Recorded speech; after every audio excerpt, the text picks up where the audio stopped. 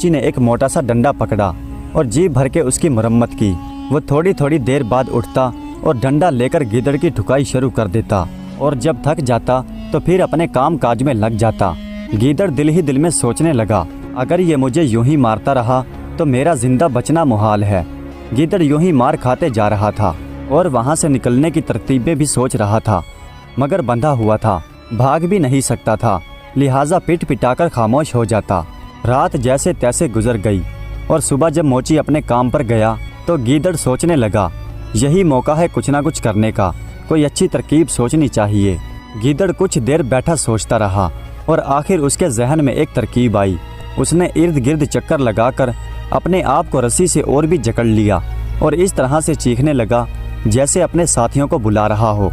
जंगल बिल्कुल करीब था, इसलिए जब दूसरे गीदड़ों ने उसकी आवाज़ सुनी तो वो भी ज़ोर ज़ोर से चीखने लगे। जंगल में जो गीदड़ बोलने लगे थे उनमें एक गीदड़ ऐसा भी था जो उस गीदड़ का दोस्त था, जो खिचड़ी खाकर इस मुसीबत में फंस गया था। उसने जब अपने दोस्त की आवाज़ सुनी तो वो ये जानने के लिए कि उसका दोस्त कहाँ है तो वो और भी ज़्यादा ज़ोर से चीखने लगा। जब उसे इस बात का अंदाज़ा हो गया कि उसका दोस्त इस गांव में है और उसे ढूंढने के लिए उसी गांव की तरफ आ गया और ढूंढता ढूंढता आखिरकार मोची के घर के पास पहुंच गया। उसने कान लगाकर सुना तो उसकी आवाज़ उसी मोची के घर से आ रही थी। उसने अंदर झांक कर देखा तो उसका दोस्त रस्सियों से बंधा हुआ था।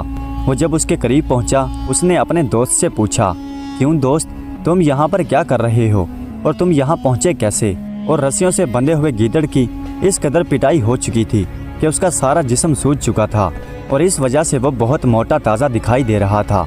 जब उसने अपने दोस्त को अपने पास देखा तो उसने अपने दर्द को छुपाने के लिए